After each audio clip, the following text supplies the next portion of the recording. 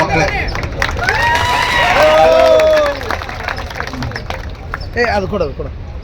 ವಿಭಿನ್ನ ಹೋರಾಟಗಳಲ್ಲಿ ನಾವು ಭಾಗವಹಿಸಿದೀವಿ.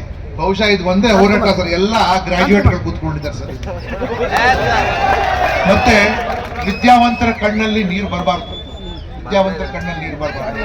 ನಾನು ಕೆಲವು ವಿಷಯ ಹೇಳ್ತೀನಿ ನಿಮ್ಗೆ. ನೋಡಿ, ರಾಜ್ಯದಲ್ಲಿ 7.72 ಸ್ಯಾಂಕ್ಷನ್ಡ್ ಹುದ್ದೆಗಳಿದೆ. ಸ್ಯಾಂಕ್ಷನ್ಡ್ ಹುದ್ದೆಗಳಂದ್ರೆ ಬಡ್ಜೆಟ್ ಅಲ್ಲಿ ಅದಕ್ಕೆ ಇಷ್ಟು ಜನ ನೇಮಕ ಮಾಡಬೇಕು, ಅವ್ರಿಗೆ ಸಂಬಳ ಕೊಡಬೇಕು ಅನ್ನೋದು ಖಚಿತಪಡಿಸಲಾಗೋಗ್ಬಿಟ್ಟಿದೆ.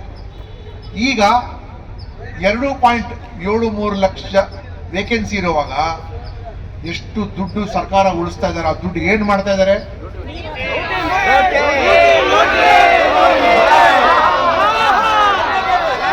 ಅಂದ್ರೆ ಬುದ್ಧಿವಂತಿಕೆ ನೋಡಿ, ರೆಗ್ಯುಲರ್ ರೆಕ್ರೂಟ್ಮೆಂಟ್ ಮಾಡೋ ಬದಲಾಗಿ ಕೆಲವು ಕಡೆ ಕಾಂಟ್ರಾಕ್ಟ್ ರೆಕ್ರೂಟ್ಮೆಂಟ್ ಮಾಡ್ತಾ ಇರೋದು, ಮತ್ತೆ ಕೆಲವು ಕಡೆ ಸೆಲೆಕ್ಟಿವ್ ಆಗಿ ರೆಕ್ರೂಟ್ಮೆಂಟ್ ಮಾಡಿ ಅಲ್ಲೂ ಕೂಡ ಇದು ಅಪಾಯಿಂಟ್ಮೆಂಟ್ ಆರ್ಡರ್ ಕೊಡೋದ್ರಲ್ಲಿ ಭ್ರಷ್ಟಾಚಾರ ಮಾಡಿ 15,000 to 20,000 ರೆಕ್ರೂಟ್ಮೆಂಟ್ ಮಾಡಿದ್ದಾರೆ. ಎಲ್ಲಿ 2.73 ಲಕ್ಷ ವೇಕೆನ್ಸಿ ಇರೋ ಜಾಗದಲ್ಲಿ. ಈ ಆಕ್ರೋಶ ನಾನು ಮೊನ್ನೆ ಧಾರವಾಡದಲ್ಲಿ ನೋಡಿದ ಸರ್, ತಾವು ಇನ್ನೂ ಹತ್ತಿರದಲ್ಲಿ ನಾವು ನೋಡಿರ್ತೀರ.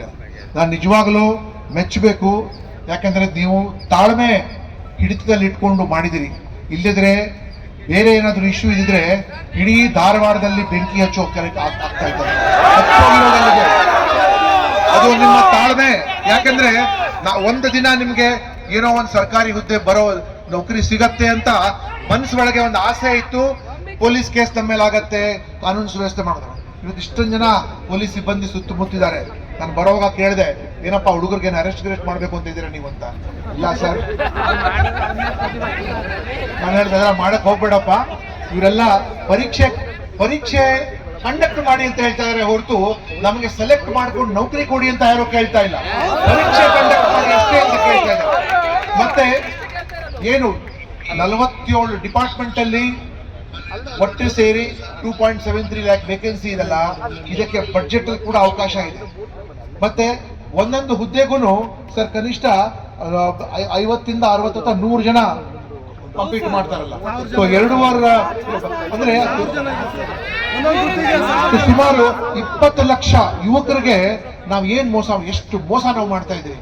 ಮತ್ತೆ ಬೇರೆ ಏನೇನೋ ಇವತ್ತು ಕುರ್ಸಿಗಾಗಿ ಕಿತ್ತಾಟ, ಮತ್ತೆ ಒಕ್ಕಸದಲ್ಲಿ ದುಡ್ಡಿಲ್ಲ ಅಂತ ಹೇಳ್ಕೊಳ್ತಾ ಇದ್ದಾರೆ, ಮತ್ತೆ ಅತ್ಯಂತ ಭ್ರಷ್ಟಾಚಾರದ ನೋಡಿ.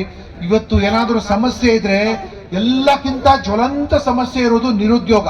ಆ ನಿರುದ್ಯೋಗ ಸಾಲ್ವ್ ಮಾಡಕ್ಕೆ ನೀವೇನು ಪ್ರೈವೇಟ್ ಕಂಪನಿ ಒಳಗೆ ಹೋಗಿ ಇವ್ರಿಗೆ ಕೇಳೋ ಅವಶ್ಯಕತೆ ಇಲ್ಲ. ಈ ಅಷ್ಟು ವೇಕೆನ್ಸಿಗಳಿಗೆ ಉತ್ತರ ವಿಧಾನಸೌಧ ಒಳಗಿದೆ. ನೀವು ನಿಮ್ ಪೆನ್ ಪೇಪರ್ ತಗೊಂಡು ನೀವು ಆದೇಶ ಮಾಡಿದ್ರೆ ಜನ ತೆರಿಗೆ ಕೊಡೋರಿದ್ದಾರೆ, ತೆರಿಗೆ ಕಲೆಕ್ಟ್ ಮಾಡೋರಿದ್ದಾರೆ. KPSC ಸಿದ್ಧವಾಗಿದೆ ಪರೀಕ್ಷೆ ಕಂಡಕ್ಟ್ ಮಾಡಕ್ಕೆ, ಅದು KEA ಕಂಡಕ್ಟ್ ಮಾಡಕ್ಕೆ ಸಿದ್ಧವಾಗಿದೆ. ಸೊ ಅದಕ್ಕಾಗಿ ನೀವು ಏನಕ್ಕೆ ಅಂದ್ರೆ ನಿಮ್ಗೆ ಯುವಕರ ಕಣ್ಣಲ್ಲಿ ನೀರಿರ್ಬೇಕು, ಯುವಕರ ಕಣ್ಣಲ್ಲಿ ರಕ್ತ ಇರಬೇಕು, ನೀವು ಬಡವರಾಗಿರ್ಬೇಕು, ಇದೇ ಯಥಾಸ್ಥಿತಿ ಮುಂದೆ ಹೋಗ್ಬೇಕು ಅನ್ನೋ ನಿಮ್ಗೆ ಧೋರಣೆ ಇರೋದು ಅತ್ಯಂತ ದುಃಖಕರವಾದ. ಅದೇ ನೋಡಿ, ನಿಮ್ಮ ಮಕ್ಕಳಿಗೆ MLA ಮಾಡಕ್ ಕೊಟ್ಟಿದ್ದೀರಿ, JDP ಮೆಂಬರ್ ಮಾಡಕ್ ಕೊಟ್ಟಿದ್ದೀರಿ ನೀವು, ಮತ್ತೆ ಬೇರೆ ಬೇರೆ ಹುದ್ದೆಗಳು. ಏನಿವತ್ತು ಬಡವ್ರ ಮಕ್ಕಳು ಇವತ್ತು ಪದೇ ಅವ್ರ ತಾಳ್ಮೆ ಪರೀಕ್ಷೆ ಮಾಡಬಾರ್ದು. ಹೌದೋ ಇಲ್ವೋ? ಮೋಸ ಆಗಿದೆಯೋ ಇಲ್ವೋ? ವಂಚಿತರಾಗಿದ್ರೋ ಇಲ್ವೋ? ನೀವು ವಿದ್ಯಾವಂತರಿಗೆ ಅವಮಾನ ಆಗಿದೆಯೋ ಇಲ್ವೋ? ಸೊ ಇಂಥ ಒಂದು ಸ್ಥಿತಿ ಒಳಗೆ ನೀವು ಇಷ್ಟು ಶಾಂತಿಯುತದಿಂದ ಇದು ಮಾಡಿದಿರಿ. ಇಲ್ಲಿಗೆ ನಾನಿವತ್ತು ಕೇಳಿದೆ, ಏನಪ್ಪಾ ಅರೆಸ್ಟ್ ಆಗಿ ಹೋಗೋಣ ಸರ್? ಬೇಡ ಸರ್, ಹುಡುಗರ ಮೇಲೆ ಕೇಸ್ ಆಗೋಗ್ಬಿಟ್ರೆ ಅಂದ್ರೆ ಇವ್ರಿಗೂ ಎಲ್ಲರ ಮೇಲೆ ಕಾಳಜಿ ಇದೆ. ಏನೋ IPC ಕೇಸ್ ಮಾಡ್ಬಿಟ್ಟು ಅಂದ್ರೆ ಮತ್ತೆ ಇವಾಗ ಆಗ್ಲೇ ಹೇಳಿದೆ 2,000 ರೂಪಾಯಿ ಕೊಡ್ಬೇಕು, ಇಲ್ಲಿ ಬರ್ಬೇಕು ಅಂತ ಹೇಳಿದ್ರು. ಅದಕ್ಕೆ ಎಕ್ಸ್ಟ್ರಾ ವಕೀಲರು ಕೊಟ್ಟು ಕೇಸನ್ನ ಬಿಡಿಸ್ಕೊಡೋದು ಅಂದ್ರೆ ಎಷ್ಟು ನಮ್ಗೆ ಗೋಡೆ ಮೂಲೆಗೆ ತಳ್ತಾ ಇದ್ದಾರೆ ಅಂದ್ರೆ ನನಗೆ ಎಷ್ಟು ದುಃಖ ಆಗುತ್ತೆ. ಯಾಕಂದ್ರೆ ನಾವು ಸರ್ಕಾರದಲ್ಲಿ ಇದ್ದು ಬಂದವರು, ಮತ್ತೆ ಇಲ್ಲಿ ಯಾರು ಸಮವಸ್ತ್ರ ಹಾಕೊಂಡಿದಾರಲ್ಲ ಇವರೆಲ್ಲರೂ ಕಾಂಪಿಟೇಟಿವ್ ಎಕ್ಸಾಮಿನೇಷನ್ ತಗೊಂಡ್ ಬಂದವರು. ಇಲ್ಲಿ ಮಾಡಬೇಕಾಗಿರೋದು ಇಷ್ಟೇ, ನೀವು 7.72 ಲಕ್ಷ ಹುದ್ದೆಗಳಿಗೆ ಜನ ನಿಮ್ಗೆ ತೆರಿಗೆ ಕೊಡ್ತಾ ಇದಾರಲ್ಲ, ಟ್ಯಾಕ್ಸ್ ಕಲೆಕ್ಟ್ ಮಾಡ್ತಾ ಇದ್ದೀರಿ. ನೀವು ಬಜೆಟ್ ಒಳಗೆ ನಿಮ್ಗೆ ಪ್ರಾವಿಷನ್ ಇದೆ ಇವ್ರಿಗೆಲ್ಲ ಸಂಬಳ ಕೊಡಕ್ಕೆ. ಆದ್ರೆ ನೀವು ಬೇಕಂತ ಮಾಡ್ತಾ ಇಲ್ಲ, ನೀವು ಬೇರೆ ಒಂದು ಕಾರಣ ಹೇಳ್ತಾ ಇದ್ದೀರಿ ನೀವು. ನಾನು ಸರ್ಕಾರದಲ್ಲಿ ಇದ್ದವನು, ಏನು ಸುಮ್ಮನೆ ಬಹಳ ಸುಲಭ ಹೈಕೋರ್ಟ್ಗೆ ಹಾಕಿದೆ, ಇವತ್ತು ನಾನು ಬೆಳಿಗ್ಗೆ ಒಬ್ರು ಬಹಳ ಹಿರಿಯ ಅಧಿಕಾರಿಗಳಿಗೆ ಫೋನ್ ಮಾಡಿ ಕೇಳಿದೆ, ಏನಪ್ಪ ನಿಮ್ಮ ಟ್ರೈನಿಂಗ್ ಸೆಂಟರ್ ಜನ ಸರ್ ಟ್ರೈನಿಂಗ್ ಸೆಂಟರ್ ಎಲ್ಲ ಖಾಲಿ ಹೊಡಿತಾ ಇದೆ, ಯಾರು ಹುಡುಗರಿಲ್ಲ ಮಕ್ಕಳಿಲ್ಲ, ಬರೀ ಸ್ವಚ್ಛ ಗುಡ್ಸು ಮಾಡ್ಕೊಂಡಿದ್ದೀವಿ, ಆಯ್ತು ರಿಕ್ರೂಟ್ಮೆಂಟ್ ಏನ್ ನಡೀತಾ ಇದೆ? ಇಲ್ಲ ಸರ್ ರಿಕ್ರೂಟ್ಮೆಂಟ್ ನೋಡಿ ಹೈಕೋರ್ಟ್ ಬರ್ರಿ. ಹೈಕೋರ್ಟ್ ಯಾಕೆ ಪರ್ಮಿಷನ್ ಕೊಡಬೇಕು? ನೀವು ಹೋಗಿ ಹೈಕೋರ್ಟ್ಗೆ ಹೇಳ್ಬೇಕು, ನಾವು ಈ ರೀತಿ ಪ್ರಾಬ್ಲಮ್ ನಿಮ್ಗೆ ಪ್ರಾಬ್ಲಮ್ ಸಾಲ್ವ್ ಮಾಡಕ್ಕೆ ಇಚ್ಛಾಶಕ್ತಿನೇ ಇಲ್ದಿರುವಾಗ ಹೈಕೋರ್ಟ್ ಏನ್ ಮಾಡಕ್ಕಾಗತ್ತೆ ಇಲ್ಲಿಗೆ? ಸೊ ಅಂತದ್ರಲ್ಲಿ ನೀವೇನು ಇವತ್ತು ಈ ಸಿದ್ದರಾಮಯ್ಯನವ್ರದ್ದು ಮತ್ತೆ ಈ ಪರಮೇಶ್ವರ್ ಅವ್ರದ್ದು ಅವ್ರಿಗೆ ಸದ್ಯದಲ್ಲೇ ಆಗತ್ತೆ ಎಷ್ಟು ಮೂರ್ಖ ಮಾಡ್ತಾ ಇದಾರೆ ಅಂತ ಹೇಳಿದ್ರೆ ನೋಡಿ. ನಾನು ಏನ್ ಹೇಳ್ತಾ ಇದ್ದೇನೆ, ತಾನೇ ಈಗಾಗಲೇ ಹಿಂದೆ ಮಾತನಾಡಿದ್ರು ಹುಡುಗು ಮಾತಾಡ್ತಾ ಹೇಳಿದ್ರು, ಇದು ಬಾಂಗ್ಲಾದೇಶ ಆಗ್ಬಾರ್ದು, ಪಾಕಿಸ್ತಾನ ಆಗ್ಬಾರ್ದು, ಅಥವಾ ಬೇರೆ ನೇಪಾಳ ಆಗ್ಬಾರ್ದು. ಯಾರಿದಕ್ಕೆ ಸೃಷ್ಟಿ ಮಾಡ್ತಾ ಇದಾರೆ? ನೀವು ಮಾಡ್ತಾ ಇದ್ದೀರಾ. ನೀವು ಹುಡುಗರಲ್ಲಿ ಅವ್ರ ರಕ್ತ ಕುದಿಯೋಂಗ್ ನೀವು ಮಾಡ್ತಾ ಇದ್ದೀರಾ. ನಾನೇ ಕಣ್ಣಾರು ನೋಡಿದ್ದೀನಿ. ನಾನು ಮೊನ್ನೆ 4 ದಿನ ರಾಯಚೂರಿಗೆ ಹೋಗಿದ್ದೆ. ನಾನು 2-3 ಯುವಕರು ನಂಗೆ ಸಿಕ್ಕಿದ್ರು.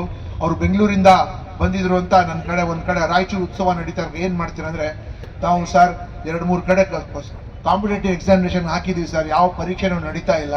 ಬೆಂಗಳೂರೊಳಗೆ ನಾವು ಸ್ವಿಗ್ಗಿ ಝೊಮ್ಯಾಟೊ ನಾವು ಮಾಡಿಕೊಂಡು ರೂಮಲ್ಲಿ ಇದ್ದೀವಿ ಸರ್. ನಾವು ರೂಮಲ್ಲಿ ಒಂದು 7-8 ಜನ ಒಂದು ರೂಮ್ ನಮ್ಗೆ ಕೊಡೋದಿಲ್ಲ ಅಂತ ಎಲ್ಲ ಗ್ರಾಜ್ಯುಯೇಟ್ಸು ಪೋಸ್ಟ್ ಗ್ರಾಜ್ಯುಯೇಟ್ಸ್. ಇದೇ ನೀವು ಇಷ್ಟು ದುಃಖದ ಪರಿಸ್ಥಿತಿ ತಗೊಂಡ್ಬರ್ಬೇಕಾ? ಕರ್ನಾಟಕದಲ್ಲಿರುವ ಎಲ್ಲ ವಿದ್ಯಾರ್ಥಿಗಳ ಪರವಾಗಿ ತುಂಬ ಹೃದಯದ ಧನ್ಯವಾದ ತಿಳಿಸ್ತೀವಿ ಸರ್. ನಾಳೆ ಕೋರ್ಟ್ ಒಂದು ಇದಿದೆ ಸರ್, 6% ತೆಗೆದ್ಬಿಟ್ಟಾರು ಎಲ್ಲರ ಪರವಾಗಿ ಸರ್.